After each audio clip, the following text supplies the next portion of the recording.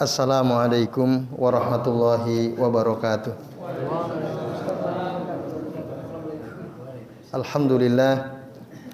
Alhamdulillahilladzi arsala rasulahu bil huda wa dinil haq liyuzhirahu 'ala dini kulli wa kafa billahi syahida. Asyhadu an la ilaha illallah wahdahu la syarikalah wa asyhadu anna Muhammadan abduhu wa rasuluh.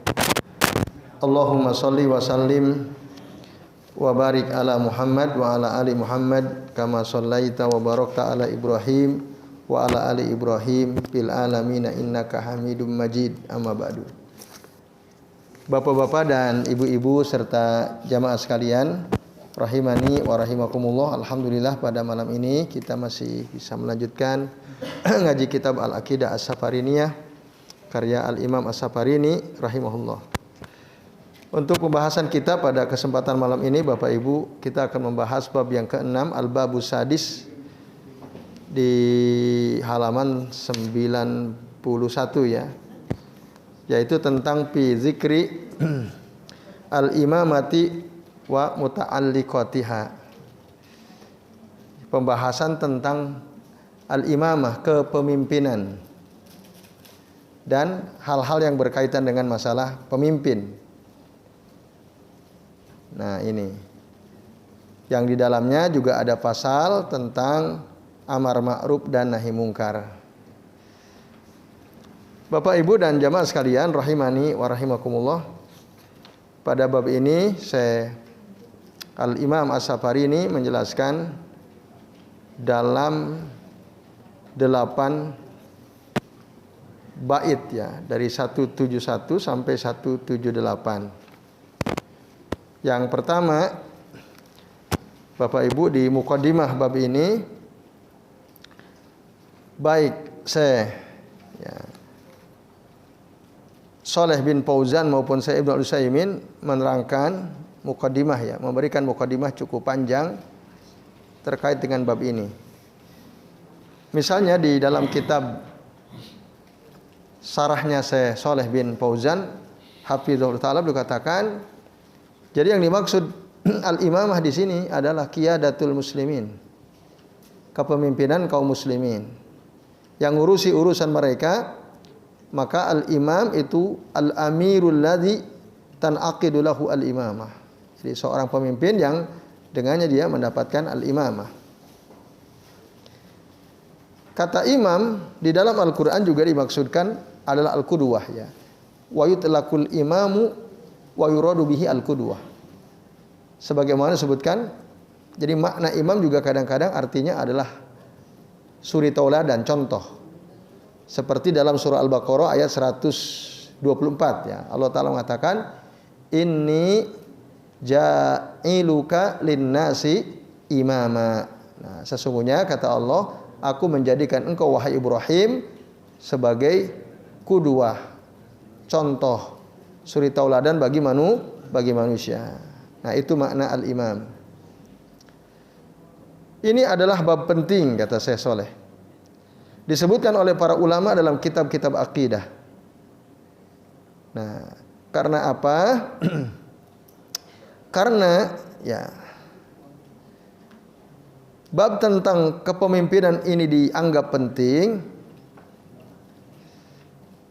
ya, disebabkan ada firqah ad-dhallah yang sesat ya, yang menyelisihi Ahlussunnah dalam masalah ini. Seperti al-Khawarij wa ba'dul Mu'tazilah alladzina lahum ara' sadzah, yang mereka punya pendapat-pendapat yang janggal, termasuk Asy-Syiah alladzina ya'taqiduna anna al-imamah min nau'in khassin indahum, di mana mereka orang-orang Syiah itu meyakini bahwa seorang al-imam, pemimpin itu adalah ya orang khusus ya di tengah-tengah mereka.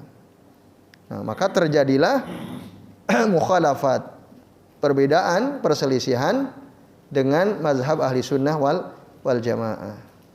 Oleh karenanya para ulama min ahli sunnah wal jamaah ya yadhkurunahu fi kutubil aqaid, menyebutkan dalam kitab-kitab akidah. Hampir semua kitab akidah ada di dalamnya pembahasan tentang al-imamah. Gitu.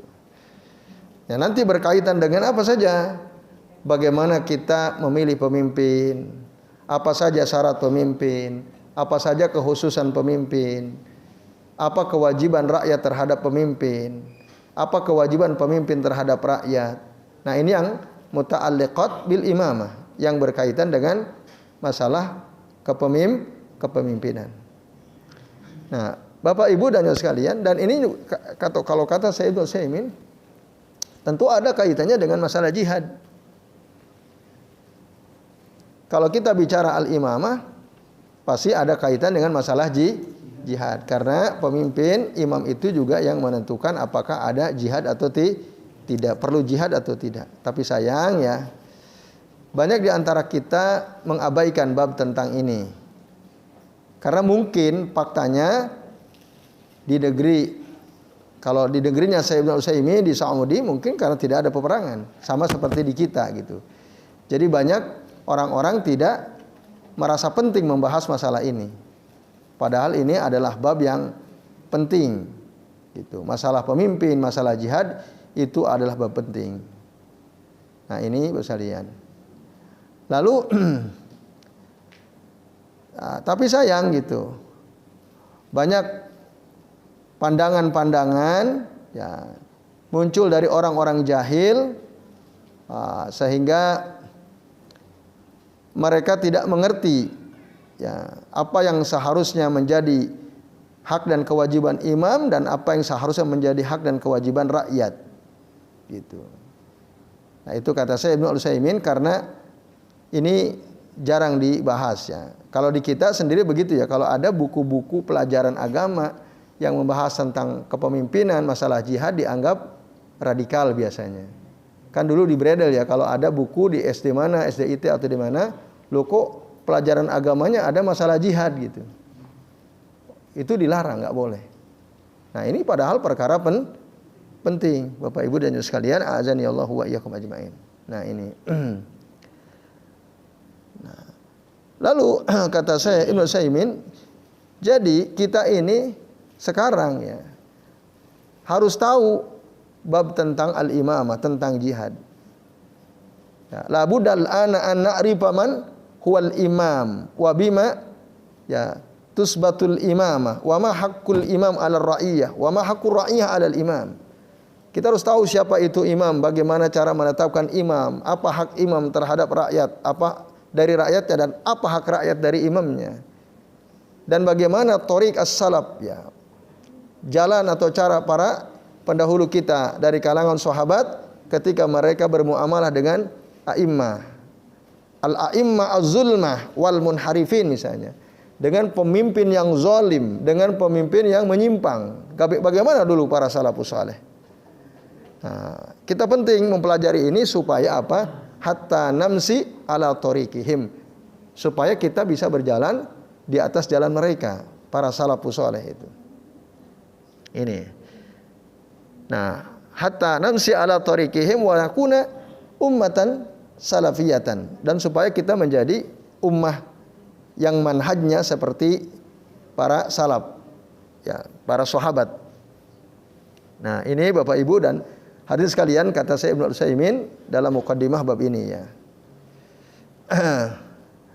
Kemudian jika demikian kata beliau, ya, kalau kita nggak ngerti tentang bab imamah ini, fakaifa nuridu an yakuna lana wulatan ka Abi Bakrin wa Umar wa Utsman wa Ali. Bagaimana mungkin kita ingin ada pemimpin seperti Abu Bakar, seperti Umar, seperti Utsman, seperti Ali. Maksudnya kebijakannya, sikapnya, ketegasannya. Bukan hanya dibilang, wah ini seperti Umar Ibn Khattab gitu ya. Nah, ini seperti nah, ini kan ya nggak tahu, itu mungkin yang bacanya setengah-setengah gitu ya. Biar minimal ini seperti ini. Nah, kalau kita nggak ngerti ya nggak bisa gitu. Punya pemimpin seperti mereka. Bahkan ini ada suatu kezaliman ya, ketika kita tidak paham. Nah, ini bapak-bapak dan ibu-ibu serta jamaah sekalian, a'azani Allahu wa iyyakum ajmain. Nah, lalu di dalam asar ya, itu ada ungkapan kama takununa yuwalla alaikum. Ya, fakaifa nuridu an yakuna khulafa'al ummati al-islamiyah al-an ka khulafa'il ummatil islamiyah ala ahdil khulafa'ir rasyidin wa nahnu ala hadhil hal. Sebagaimana kalian dipimpin sekarang, ya, bagaimana mungkin kita ingin para pemimpin umat Islam ini yang sekarang ada seperti para pemimpin umat Islam di zaman Khalifah Ar-Rasyidin. Sementara keadaan kita seperti ini gitu. Banyak bohongnya, banyak niat kita juga gitu, rakyat ini banyak menipunya, banyak zalimnya, dan wasu'u aqidatina, dan buruknya akidah kita, wa ghairu dzalik, dan yang selain daripada itu. Nah, itu kata Syekh Ibnu Utsaimin rahimahullah. Nah, kemudian kata Syekh Shalih bin Fauzan, ketika manusia secara tabiat itu tidak bisa hidup, ya, la ya'isuna illa mujtami'in, kecuali bersama-sama. Karena kebersamaan itu min tabiatil basar, merupakan tabiat manusia. Tidak bisa manusia itu hidup sendiri. Pasti mereka butuh hidup bersama-sama. Karena semua tidak bisa, kalau istilah Palu Kito, DIY ya, do it yourself ya. Semua lakukan sendiri nggak bisa ya. Nah, DIY ya. Ya, pasti kita mau buat apa kan butuh paku, harus ke material kan, toko material, butuh macam-macam. Walaupun Pak Lukito punya keahlian bikin macam-macam, tetap butuh orang lain kan. Nah, ini Bapak Ibu, itulah tabiat manusia. Nah, di sisi lain kadang-kadang di antara, ya, ketika ada muamalah, interaksi di antara manusia itu ada sikap yang berlebihan, ya, antara satu dengan yang lain, ada kezoliman. Nah, ini kalau tidak ada pemimpin bahaya gitu. Maka al-imam itu penting sekali. La budda min imamin yaqumu bil amr wa yujri ahkamal imamati 'alan nas. Jadi seorang pemimpin penting untuk menegakkan urusan dan menjalankan hukum kepada orang-orang supaya hadir keamanan, ada kemaslahatan. Nah, termasuk apakah jihad atau tidak, amar ma'ruf nahi mungkar dan seterusnya. Nah, ketika ada khilaf di antara manusia, di antara rakyat, maka imam, ya, bertanggung jawab untuk menyelesaikan, atau yang mewakili imam gitu ya. Kalau dulu qadi itu wakil imam dalam perkara hukum. Kalau sekarang berarti pengadilan, itu tangan kanan atau tangannya si imam sebenarnya gitu, yang menetapkan hukum secara adil tentu saja kepada rakyat, termasuk, ya, menghentikan orang yang zalim dari kezalimannya, lalu menolong orang-orang yang terzalimi. Nah, itu semua tidak mungkin bisa terwujud kecuali di situ ada imam. Bapak Ibu dan sekalian, a'azanillahu wa iyyakum ajmain. Nah, oleh karenanya pembahasan, ya, tentang masalah imamah ini termasuk di antara murtakizat al-aqidah inda ahli sunnati wal jamaah. Nah, murtakizat itu fokus, ya, akidah, salah satu fokus pembahasan akidah bagi para ulama, bagi orang-orang yang bermanhaj ahli sunnah wal jamaah. Karena orang itu harus, umat ini harus ada pemimpin. Nah, kalau tidak ada pemimpin, maka yakunu al-amru fawdha. Pasti urusannya kacau gitu. Bahkan ada syair berbunyi, la yasluhun nasu fawdha la sarata lahum wa la sarata idza juhaluhum sadu. Nah, ini penting. La yasluhun nasu fawdha, nah, la sarata lahum. Nah, jadi orang-orang itu tidak akan benar, bahkan akan kacau jika tidak ada pemimpin bagi mereka. La sarata lahum. Sarah maknahu al-imam. Ya. La yasuhun nas fawdha la sarata lahum. Orang itu enggak akan benar, akan kacau balau manakala tidak ada pemimpin bagi mereka. Tapi wala sarota ida juhaluhum sadu, dan tidaklah ada pemimpin jika orang-orang jahil yang memimpin. Jadi kalau orang jahil yang memimpin itu seakan-akan tidak ada pemimpin. Benar nggak ya kira-kira ya? Ah, betul. Nah, intinya memang kalau yang memimpin orang jahil seperti tidak ada pemimpin, kacau balau Bapak sekalian. Nah, maka ya penting adanya pemimpin yang ketika ada masalah ya di tengah-tengah masyarakat, di tengah-tengah rakyat, nah yang akan mewujudkan kemaslahatan mereka itu tanggung jawab pemimpin ini sekalian. Lalu Al-Imam Ibnu Al-Mubarak rahimahullah mengatakan, laula al-a'immata lam ta'man lana subul. Andai kata tidak ada pemimpin, maka tidak ada jalan yang aman buat kita. Tidak ada pemimpin, nggak aman kita nggak akan ada aman, nggak akan aman. Wa kana ad'afuna nahban li aqwana.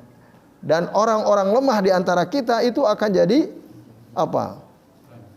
Makanan bulan-bulanan orang-orang yang kuat. Yang kuat akan menindas yang lemah.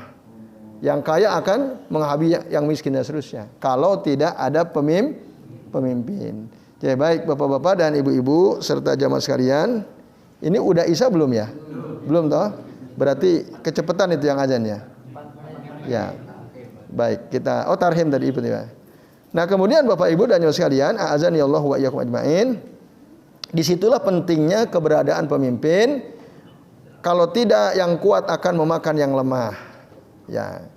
Dan dengan adanya pemimpin bisa mencegah ya dara'u bil imami hadhihi al mahadzir anil mujtama'il muslimi. Dengan adanya imam maka bisa mencegah bahaya-bahaya di tengah-tengah masyarakat muslim. Oleh karenanya para sahabat Bapak Ibu ketika Rasul SAW meninggal dunia itu ya tidak langsung dikubur beberapa hari, 2 hari setengah atau 3 hari itu.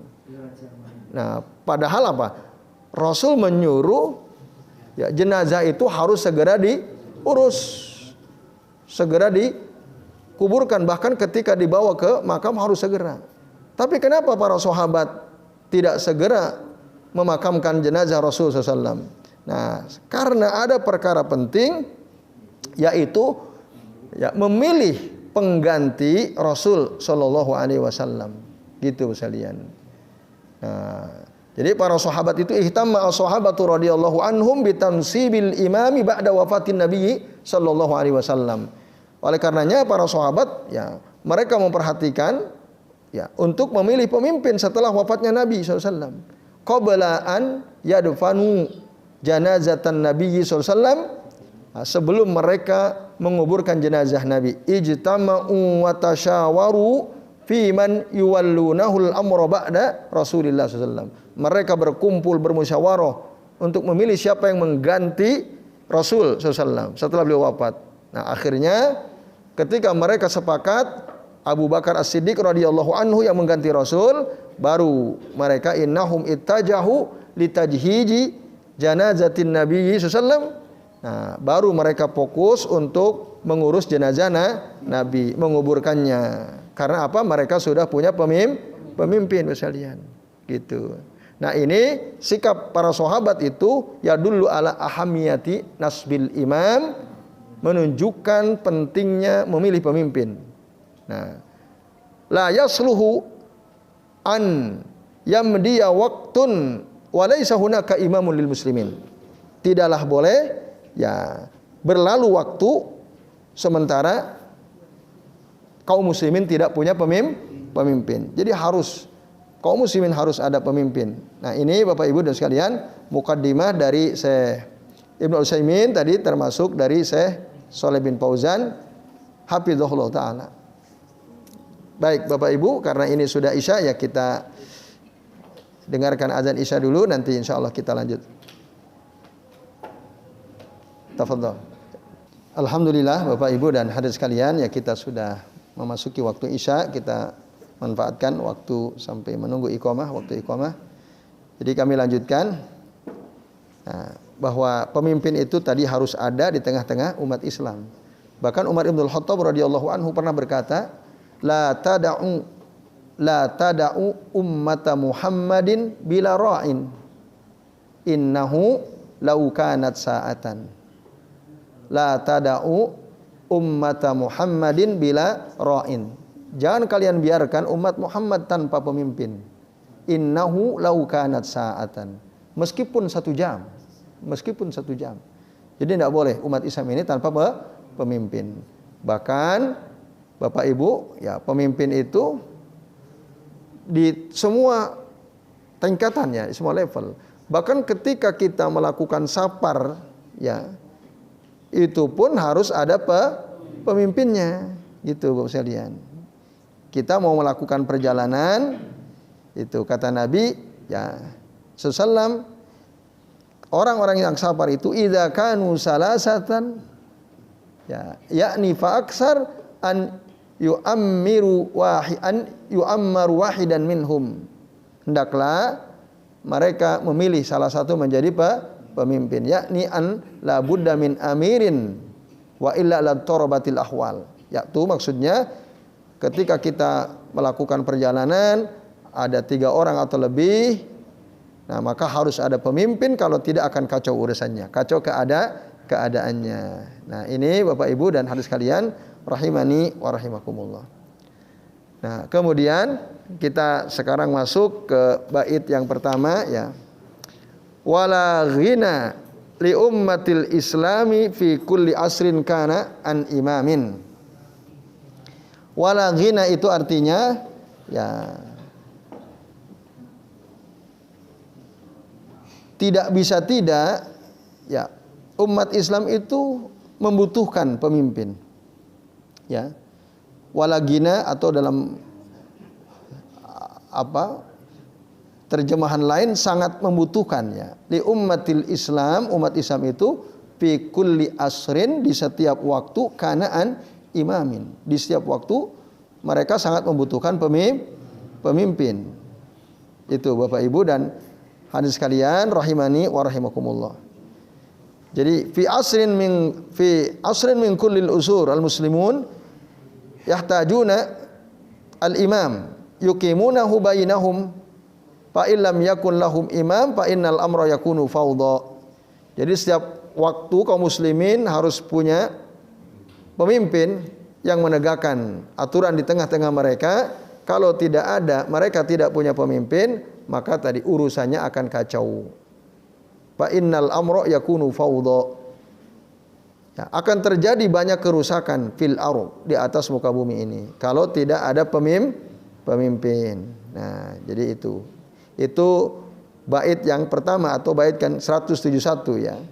Jadi umat Islam itu sangat membutuhkan di setiap waktu kepada seorang pemimpin. Yazubbu anha kulladzi juhudin wa ya'tani bil ghazwi wal hudud.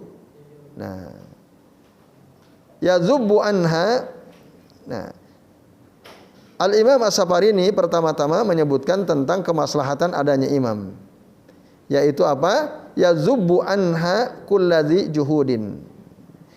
Ya, dengan adanya imam, maka imam bisa, ya, sekalian, melindungi rakyatnya, ya, kulladzi juhudin, setiap orang yang ingkar, ya, maksudnya ingkar kepada Allah Rabb semesta alam.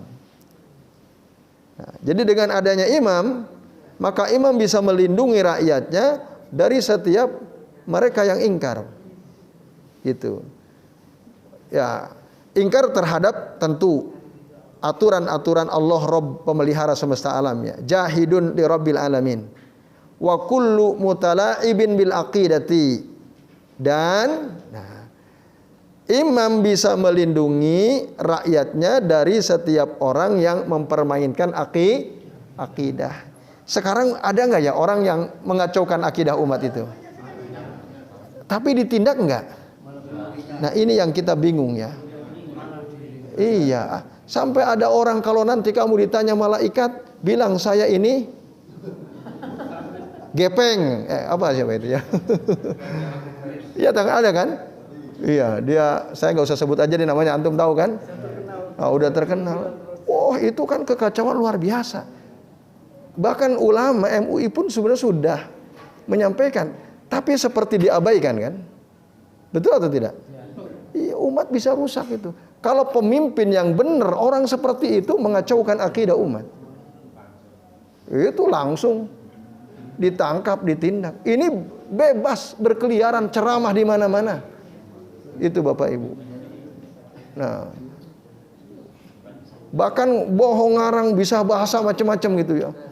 Wah, Masya Allah ya Rabb. Ini kan kacau itu. Nah, masa kalau nanti ditanya malaikat di alam kubur, man rabbuka, sebut aja. Kan ngaco itu Bapak Ibu. Ini jelas mutala'ib bil aqidah. Orang yang mempermainkan akidah. Harusnya al-imamu yahmi. Ya, yahmillah bihi aqidatul muslimin. Harusnya pemimpin yang benar itu ya tadi dia melakukan pembelaan ya. Jadi kalau Allah dihinakan, dijadikan bahan olok-olok, candaan. Nah, ini jelas merusak akidah kaum muslimin, bapak-bapak dan ibu-ibu serta hadirin sekalian, a'azanillahu wa iyyakum ajmain. Nah, ini yang sebenarnya memprihatinkan ya di negeri kita ini, yang seperti itu ya. Banyak sebenarnya kalau kita buka di medsos itu ya. Nah, wallahu alam. Ya tadi mungkin karena pemimpin ya kurang begitu paham barangkali ya. Kurang begitu paham. Kalau ulamanya sih udah ngomong, yang di MUI kan udah menyatakan bahwa itu nggak benar dan seterusnya. Nah, harusnya ada tindakan tegas dari pemimpin, dalam hal ini diwakili oleh aparat ya. Orang-orang seperti itu harusnya ditindak ya. Nah, karena dia merusak akidah umat Islam sekalian.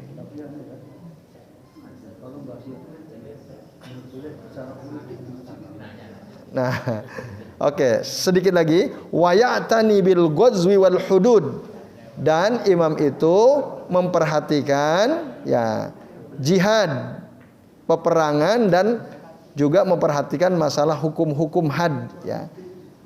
Al-hudud itu hukum-hukum had, al-ghazwi maksudnya al-jihadu fi sabilillah. Nah, karena Bapak sekalian, yang menentukan apakah umat ini jihad atau tidak adalah keputusan imam. Dialah yang memutuskan, dialah yang menyuruh, yang memilih pemimpinnya siapa, komandannya siapa, yang turun ke medan perang siapa dan seterusnya. Itu berdasarkan keputusan imam. Termasuk imam juga menegakkan al-had atau al-hudud, hukum-hukum yang sudah diterangkan ya, rinciannya di dalam Al-Quran ya, yaitu hukum yang sudah ditetapkan secara syariat atas kemaksiatan yang dilakukan oleh seorang hamba. Misal ya, hadduz zina ya, had zina apa hukumannya? Nah, kalau dia belum nikah dicambuk 100 kali, kalau sudah nikah dirajam. Itu berjalan nggak di kita? Tidak. Haddus sariqah, hukuman mencuri. Nah, dipotong tangan kalau sudah lebih dari 1/4 dinar ya. Itu. Nah, itu.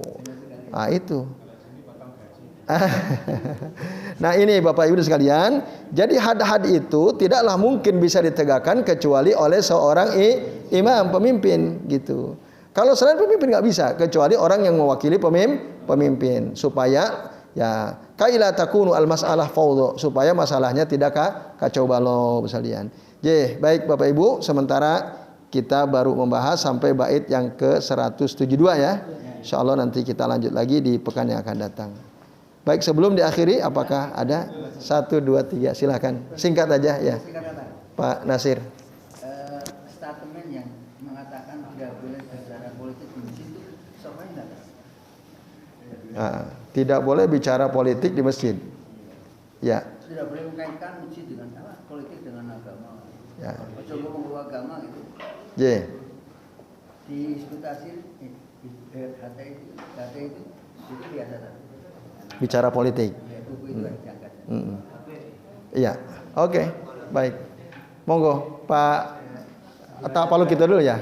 Ya. Ditanyakan Pak Nasir tadi Ustaz. Kan ada dua perbedaan pendapat di kalangan muslimin Ustaz. Kalau di masjid tidak boleh bicara politik.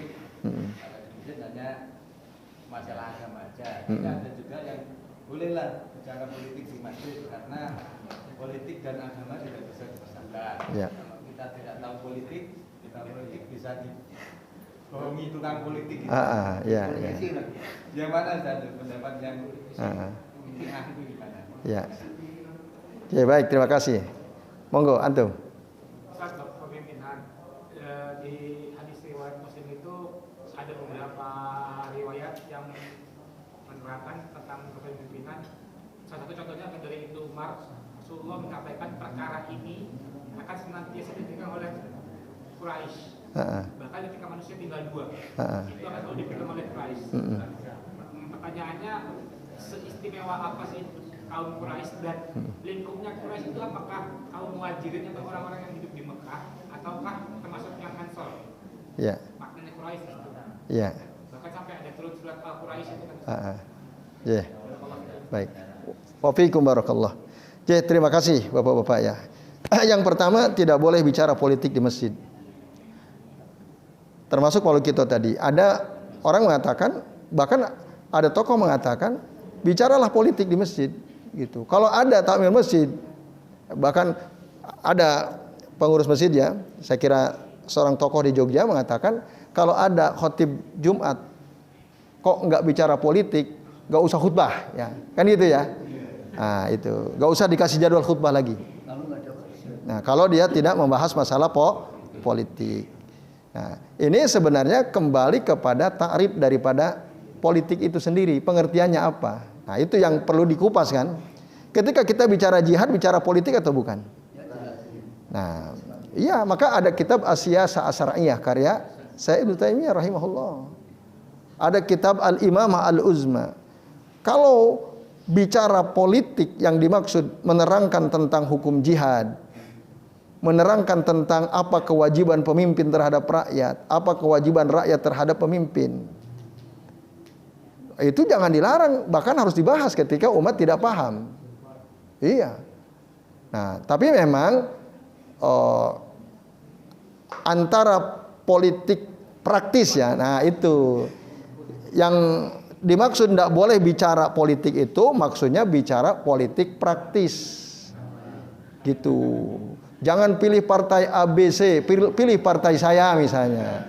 Nah, kayak gitu jangan dibahas di masjid.